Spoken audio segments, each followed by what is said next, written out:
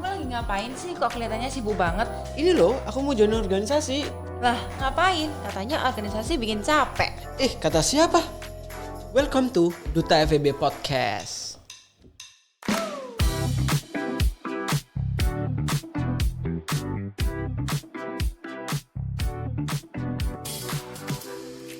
Halo semuanya, welcome back to Duta FEB Podcast dengan aku Andrian. Dan aku Friska. Kali ini kita kedatangan narasumber yang keren banget, yaitu Pres dan Wapres FEB Unair. Ada Mas Ken dan juga Mas Gufron. Halo semuanya, kenalin. Mas Ken, halo Mas Gufron. Gimana kabarnya? Baik? Baik, Mas.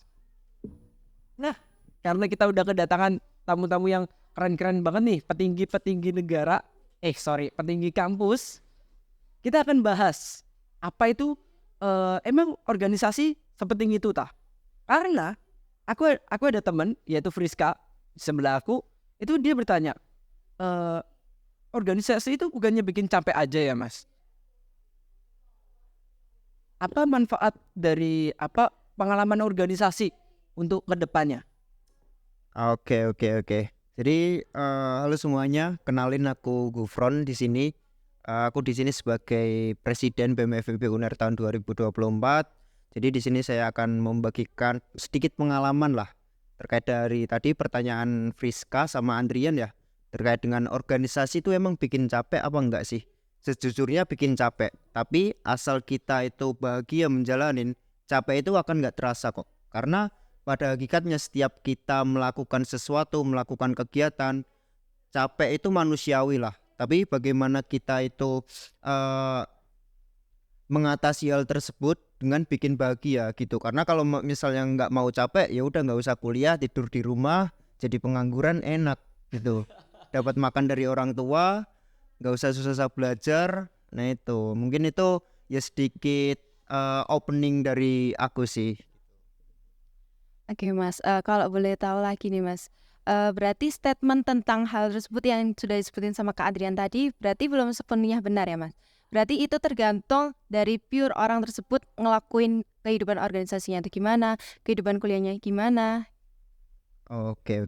Jadi terkait dengan tadi ya, sebenarnya itu yang bikin capek yaitu kita itu mengambil aktivitas yang di luar kemampuan kita gitu. Jadi misalnya kalian itu kan setiap orang kan pasti memiliki kapasitasnya masing-masing. Baik itu dia nanti misalnya aku tuh kapasitasku segini. Aku tuh bisa menjalani kuliah, bisa menjalani organisasi dan kegiatan-kegiatan lainnya. Belum tentu orang lain pun itu sama kapasitasnya dengan aku. Jadi mungkin kalau bisa aku saranin coba untuk kalian mungkin mahasiswa baru ya, khususnya mahasiswa baru itu kenalin diri kalian sendiri terlebih dahulu, kapasitas kalian itu seberapa, kemampuan kalian itu seberapa, baru nanti kalian itu maksimalin di situ. Apabila kalian itu mempunyai kapasitas yang besar, yaitu sama artinya kayak kalian itu bisa mengambil banyak aktivitas dan tidak gampang capek, itu kalian perbanyak aja aktivitasnya. Banyak kok kegiatan-kegiatan di kampus itu yang bermanfaat bagi diri kalian. Salah satunya ya mengikuti organisasi gitu. Jadi stigma orang terkait dengan organisasi yang bikin capek itu bagiku nggak aku alamin gitu. Karena aku sendiri mengalamin ya organisasi capek, tapi banyak hal positif gitu yang aku bisa dapatkan. Nah, aku mau nanya nih, kan tadi ada beberapa tuh orang yang punya mindset kalau organisasi capek sama mindset kalau organisasi itu emang tantangan, jadi challenging. Aku mau nanya, sebenarnya pengalaman organisasi untuk ke depan atau untuk pasca kita kuliah itu manfaatnya apa aja sih, Mas? Oke, di sini aku bantu jawab ya kira-kira apa sih kira-kira manfaatnya organisasi itu kan kita udah kadang-kadang udah capek-capek nih organisasi gitu kan. Tapi kalau dilihat nggak kita hidup di dunia nggak mungkin nggak capek gitu kan. Nah, salah satu kecapean yang mungkin bermanfaat adalah capek untuk berorganisasi, dan capek yang worth it adalah ketika kalian itu berada di organisasi yang tepat gitu, dan bisa dibilang ketika teman-teman semuanya ada di organisasi yang tepat gitu, punya relasi atau punya koneksi yang tepat, dibimbing sama orang-orang yang tepat, punya belajar hal yang tepat juga gitu, itu pastinya banyak manfaat untuk kita pasca kampus ke depannya gitu. Karena sepengalamanku ya, BTW aku sama Gufron ini udah dari semester 1 di BEM FEB, sekarang semester 6 kita ketemu banyak banget orang, terutama di BEM FEB UNER itu sendiri dan senior-senior kita waktu itu gitu. Dan setelah aku lihat-lihat, ternyata di FEB anak-anak yang ikut organisasi dan anak-anak yang gak ikut organisasi itu gapnya jauh banget. Jadi skill yang dimiliki, terus nanti pasca kampusnya pun kayak gitu. Jadi ada beberapa senior itu mungkin pasca lulus, bahkan sebelum lulus pun itu udah dapat kerja. Misalnya di FEB itu anak-anak akuntansi itu biasanya ke Big Four ya. Nah banyak tuh anak BEM yang bisa ke Big Four gitu kan. Terus anak-anak apa namanya yang jurusan lain gitu kan, itu bisa dapat kerja sebelum lulus gitu kan. Kemarin ada nih 1 tahun di atas kita, namanya Mbak Lauren, dia wakil presiden BEM tahun lalu, dia langsung keterima di Mandiri gitu. Ada Mas Romano sebelumnya itu langsung keterima di Big Four gitu-gitu. Jadi kita ngelihat, oh ternyata anak-anak BEM tuh banyak nih yang karirnya bagus-bagus ketika mereka udah lulus. Jadi itu yang bikin kita pertahanin culture-nya BEM FEB kayak gimana, cara kerja kita, kualitas orang-orang kita kayak gimana gitu. Jadi kalau mau di tracking nih alumni BEM FEB boleh banget mungkin join di LinkedIn kita di BEM FEB UNER, itu nanti bisa ke tracking alumni-alumni kita dan di perusahaan mana mereka kerja gitu. Jadi banyak banget manfaatnya ketika kalian bisa manfaatin organisasi itu gitu. Oh, berarti Mbak Lauren sama Mas Romano itu sudah keterima di Big Four ya, Mas? Kalau Mbak Lauren itu dia di Mandiri. Oh, di Mandiri. Nah, kalau Mas Romano di Big Four gitu. Jadi dan banyak BPH-BPH-nya gitu kan, itu Mas Romano Mbak Lauren dulu waktu itu kan wapres ya. Iya. Nah, banyak BPH-BPH-nya juga kayak gitu. Jadi banyak lah di BEM FEB, nggak cuma petinggi-petingginya. Kalau kita lihat historinya, berarti untuk ke depan Mas Ken sama Mas Guf bisa langsung masuk Big Four dong kalau gitu. Amin. Kalau aku sendiri itu ya kebetulan ya, aku pengen di Kementerian Keuangan. Bu Sri Mulyani tolong ya Bu, nama aku Gusti Kano Bu, tolong ya nanti diterima di Kementerian Keuangan. Mas Ken atau Mas Gufron, kira-kira dari apa yang sudah dijelasin dari Mas Ken sama Mas Gufron tadi kan disebutkan kalau misal manfaat di organisasi itu banyak, dan tentu saja kita juga miliki hard skill atau soft skill. Nah kira-kira dari apa yang disebutin dan juga dijelasin sama Mas Ken tadi tentang banyaknya alumni dari BEM FEB UNER ini yang sudah masuk diterima kerja sebelum lulus, itu tuh kira-kira apa aja skill yang didapetin dari joinnya para beliau-beliau ini di BEM? Oke, terkait dengan skill ya, skill ini pastinya banyak banget yang bisa didapatkan dari nantinya kalian itu mau join organisasi. Ini aku mungkin berbicara di BEM FEB ya, karena pengalaman dan juga backgroundku sendiri di BEM FEB UNER itu. Nah, mungkin skill yang bisa aku dapetin selama ini yaitu kemampuanku dalam hal komunikasi. Ini penting banget, dan juga aku tuh dulu waktu pertama kali kuliah itu aku ngerasanya sampai dengan saat ini itu bertambah jauh sekali kualitasnya. Karena dulu tuh aku merupakan anak yang introvert parah waktu SMA, nggak ikut organisasi, nggak ikut kegiatan sosial sekolah, dan aku cuman sekolah pulang, dan hal itu berbeda jauh waktu aku kuliah aku rapat pulang, kuliah rapat ya, sampai tengah malam. Bahkan aku tuh jarang sekali punya waktu buat main ataupun buat ya sekedar pulang gitulah, karena ya aku udah banyak aktivitas gitu. Nah mungkin untuk skill yang bisa didapatkan yaitu tadi komunikasi, itu bermanfaat banget bagi kuliahku juga waktu aku presentasi, waktu aku bicara di sini, karena ya ini merupakan salah satu skill komunikasi ya. Aku gak takut berbicara di depan mic, di depan kamera, terus juga berbicara di depan orang banyak. Aku tuh pernah, mungkin ini cerita sedikit ya, Aman aja. Waktu ada kegiatan namanya Nasional Seminar IDSC waktu itu, dan di situ dihadirin oleh pejabat-pejabat negara dari kementerian dan juga dihadirin oleh wakil rektor, dan di situ aku disuruh sambutan, keringet dinginnya setengah mati dan ya alhamdulillah itu merupakan salah satu pengalaman yang bisa aku dapatkan kalau aku join organisasi gitu. Mungkin kalau aku dulu nggak join organisasi, aku nggak punya kesempatan tuh buat sambutan di depan petinggi-petinggi negara dan juga petinggi-petinggi kampus. Terus yang selanjutnya yaitu skill kerjasama. Pastinya kerjasama itu nanti terkait dengan kamu bisa memiliki skill problem solving, karena kan setiap organisasi itu pasti mempunyai masalahnya sendiri-sendiri kan, baik itu dalam masalah proker ataupun masalah yang menyangkut dengan internal, banyak komunikasi. Nah itu salah satu skill yang bisa aku dapatkan, yaitu adanya problem solving tersebut. Terus yang selanjutnya yaitu kepemimpinan. Kepemimpinan ini aku rasa dari waktu aku pertama join organisasi itu, aku sampai dengan saat ini aku ngerasanya upgrade terus skill kepemimpinanku gitu. Aku jadi tahu bagaimana cara ngelit orang yang baik itu seperti apa sih, bagaimana cara menjadi pemimpin yang baik bagi anggotanya itu seperti apa sih. Itu yang mungkin salah satu skill yang aku dapetin. Selain itu juga masih banyak skill-skill lainnya. Hard skill itu juga aku dapatkan dari aku membuat kajian. Jadi aku dulu itu merupakan salah satu anggota Departemen Kajian dan Aksi Strategis.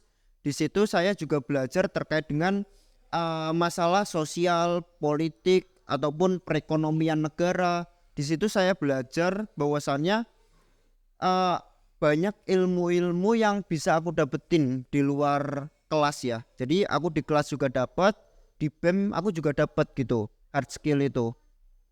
Gitu sih. Nah, tadi kan udah nih sama Mas Gufron. Kalau dari Mas Kennya gimana? Apa perjuangan, pengalaman, dan apa yang bisa didapatkan dari organisasi? Oke, mungkin kalau ngomongin perjuangan, pengalaman, dan kira-kira apa sih yang kita dapetin waktu organisasi, dan kalau mau ngomongin itu kayaknya banyak banget ya, perjuangan dan pengalaman. Yang mungkin kita akan garis bawahi adalah kalau kita kuliah, kita itu nggak bisa cuma di kelas aja gitu. Banyak kegiatan. Kita nggak ngomongin BEM aja ya.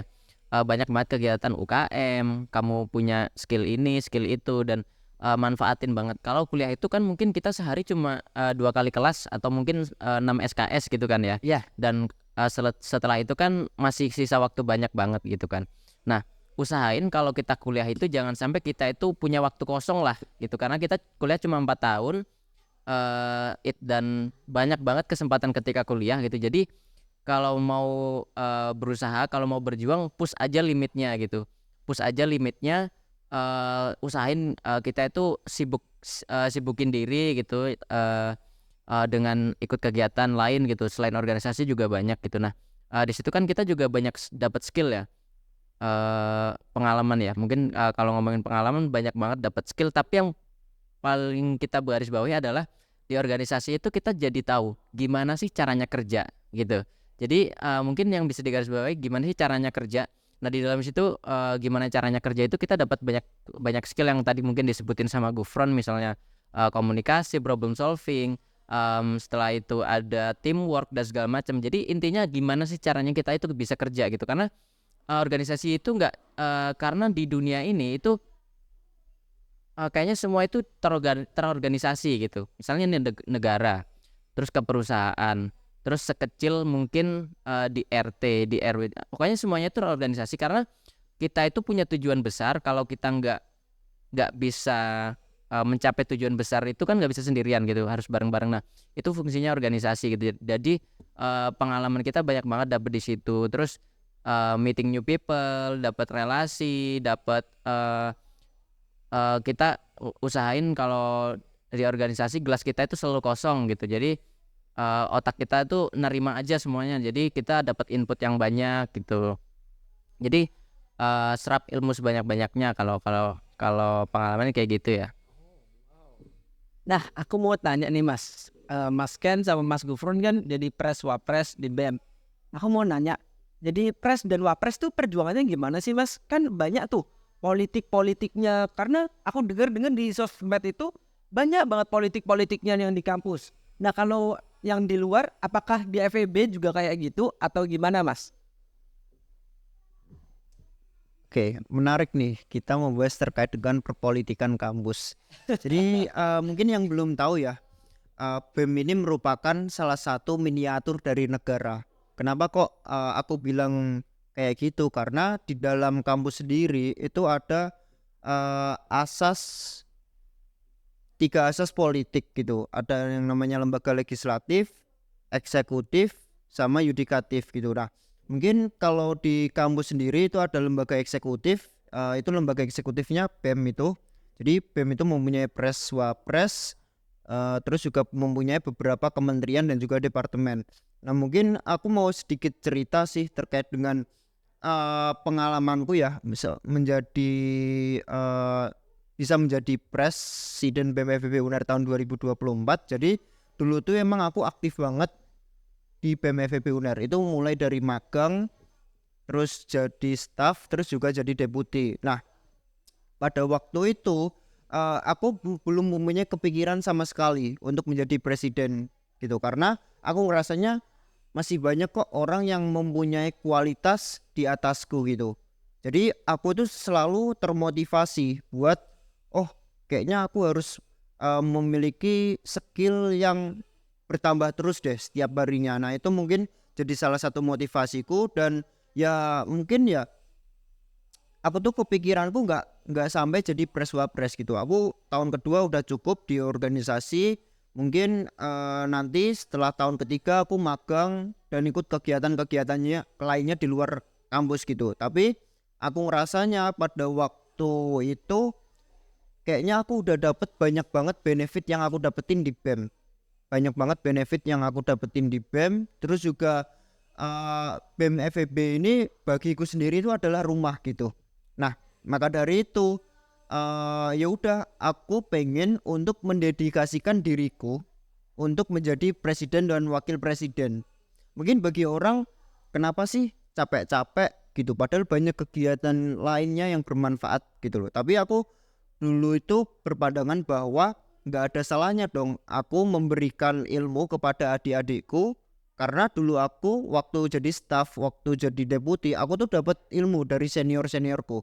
Ya udah, aku mendedikasikan diriku untuk nantinya itu menjadi presiden dan wapres. Kebetulan waktu itu nyalon dan alhamdulillahnya kita berdua kepilih. Ya udah, kita happy menjalanin posisi ini, dan ya tidak ada tekanan dari sana sini gitu loh. Berarti nggak ada tekanan ya Mas? Nggak ada. Nah, tadi kan dari Mas Gufron nih, karena aku mau nanya sama Mas Ken, kalau aku nggak salah ya Mas, itu FEB itu ada namanya FEB putih. Itu tuh maksudnya apa sih Mas, FEB putih? Jadi gini ya, mungkin ini isu yang sedikit sensitif kalau di kampus, tapi oke lah, ini masuk dalam ranah politik kampus ya. Aku mau balik lagi tadi masalah politik kampus. Sebenarnya kalau di FEB sendiri itu gini, sebenarnya politik itu artinya luas banget. Ketika kita menulis pun itu sudah berpolitik, ketika berteman pun itu namanya udah berpolitik gitu. Tapi kalau menurut Aristoteles ya, kalau nggak salah nih, aku kalau nggak salah jangan dihujat ya nanti teman-teman. Kalau nggak salah pokoknya ada hubungannya sama pemimpin, ada hubungannya sama rakyat, ada hubungannya sama cara untuk memimpin dan segala macam gitulah kalau menurut Aristoteles waktu kalau aku nggak salah ya. Tapi kalau kita ngomongin politik kampus itu mungkin yang sering kita dengar di telinga adalah masalah gimana cara kita bagi-bagi jabatan, gimana cara orang-orang tuh ambisius untuk jadi petinggi kampus, gimana caranya kita itu buat manipulasi uangnya kampus kayak gitu-gitu kan. Nah, itu yang mungkin sering terdengar di ini kita nepotisme mungkin kayak gitu ya. Tapi teman-teman mau percaya atau enggak, di BMFB sendiri kita itu sangat bersih kalau bisa bilang kayak gitu. Mulai dari pemilihannya pun kita ya berpolitik selayaknya waktu pemilu lah, ada tim sesnya, ada yang tim pemenangannya gitu kan. Dan ketika menang dan kalah pun ya udah gitu, kita terima dengan fine gitu. Kita nggak ada yang berantem gara-gara pemira, kita nggak ada yang berantem gara-gara kalah atau menang gitu. Jadi emang bener-bener se-fair itu kalau masalah pemira di FEB. Terus waktu kita udah selesai nih, udah jabatannya udah kepilih nih, pres wapresnya, dan pengurus-pengurusnya pun dipilih secara objektif gitu berdasarkan kemampuannya. Entah dia mau dari backgroundnya apa, maksudnya entah dia mau dari jurusannya apa, itu kita nggak peduli, yang penting dia mampu dan dia bisa gitu. Nah itu salah satu kenapa aku bilang politik di FEB itu bersih gitu. Terus ada istilah FEB putih itu menyangkut tentang mungkin organisasi eksternal di luar kampus gitu kan. Ada organisasi intra, ada organisasi ekstra gitu. Organisasi intra itu yang ada di dalam kampus aja gitu, yang naungannya di dalam kampus. Tapi organisasi ekstra itu biasanya organisasi mahasiswa yang skalanya nasional gitu. You name it lah, apa itu, mungkin kalian tahu sendiri lah organisasi ekstra itu apa aja gitu. Pokoknya yang di luar kampus gitu. Tapi FEB putih di sini adalah kita ngejaga agar FEB ini tidak dimasuki oleh organisasi ekstra gitu. Organisasi ekstra ya udah di ekstra aja gitu, nggak usah ikut-ikut ke intra gitu. Istilahnya kayak gitulah. Kita ngejaga agar internalnya kita itu ya buat FEB aja gitu, nggak usah ikut-ikut nih yang dari bagian ekstra gitulah, itu kayak gitu. Nah, kan tadi kayaknya udah serius banget bahas politik kampus. Sekarang mungkin dari Mas Gufron dan Mas Ken mungkin bisa kasih pesan kesan buat orang-orang di luar sana yang masih bimbang nih buat join sebuah organisasi. Mungkin singkat saja ya, kalau dari aku, buat kalian yang bingung menentukan pilihan, gak ada salahnya kok buat kalian itu mencoba. Karena pada hakikatnya kita sebagai manusia itu adalah makhluk yang belajar gitu. Jadi selagi kalian mempunyai kesempatan untuk belajar, tolong dimaksimalin itu dan mengikuti organisasi, salah satu pilihan yang tepat bagi kalian jika kalian nanti menjadi mahasiswa gitu. Nah mungkin aku punya quotes menarik sih. Ini yang salah satu kata-kata yang mungkin sering aku ingat setiap harinya gitu ya. Seorang pelaut handal, dia itu tidak terlahir di laut yang tenang. Jadi sederas apapun ombak yang datang, itu nantinya bakal membuat seorang pelaut itu bisa terampil gitu. Nah, itu kan tadi kata-kata motivasi dari Mas Gufron nih. Kalau dari Mas Ken, ada nggak sih kata-kata motivasi Mas Ken untuk biar bisa semangat dan jadi wapres BMFEB? Oke, mungkin aku nambahin ya. Ada satu teori ekonomi yang mungkin akan merubah hidup kita semua. FEB banget, FEB banget. Ini diajarin di semester 1, ada namanya opportunity cost. Jadi biaya peluang. Biaya peluang adalah ketika kita itu biaya peluang adalah misalnya kayak gini. Adrian milih untuk jualan bakso daripada jualan mie ayam gitu kan. Oke. Ya berarti Adrian kehilangan peluang untuk mendapatkan keuntungan dari mie ayam. Nah, sama kayak hidup kita. Kalau kita hidup ini pilihan ya. Jadi kalau kita mau milih A, kita akan kehilangan kesempatan untuk dapetin B. Jadi kalau teman-teman milih tidur daripada teman-teman mungkin baca buku, kan teman-teman bakalan kehilangan kesempatan untuk baca buku. Nah, mungkin konsep opportunity cost ini bisa teman-teman terapin ya untuk kehidupan kuliah juga gitu. Ketika kita milih untuk selesai kelas kita pulang tidur, ya itu pilihan teman-teman. Teman-teman akan kehilangan kesempatan lain gitu. Kalau kita milih untuk selesai ngampus, kita belajar dulu di KKM 2 jam, kita milih organisasi dulu setelahnya gitu lah. Itu juga pilihan gitu. Jadi kita mungkin kita kehilangan kesempatan untuk tidur kalau kita milih kayak gitu. Jadi gunainlah kesempatan kalian selama kuliah, karena setiap hari kita cuma punya 24 jam dan kita nggak tahu gitu waktu kita sampai kapan. Jadi ya itulah. Nah, mungkin itu aja untuk episode Duta FEB Podcast kali ini dengan aku Andrian. Dan aku Friska. Sampai jumpa di Duta FEB Podcast selanjutnya. Bye.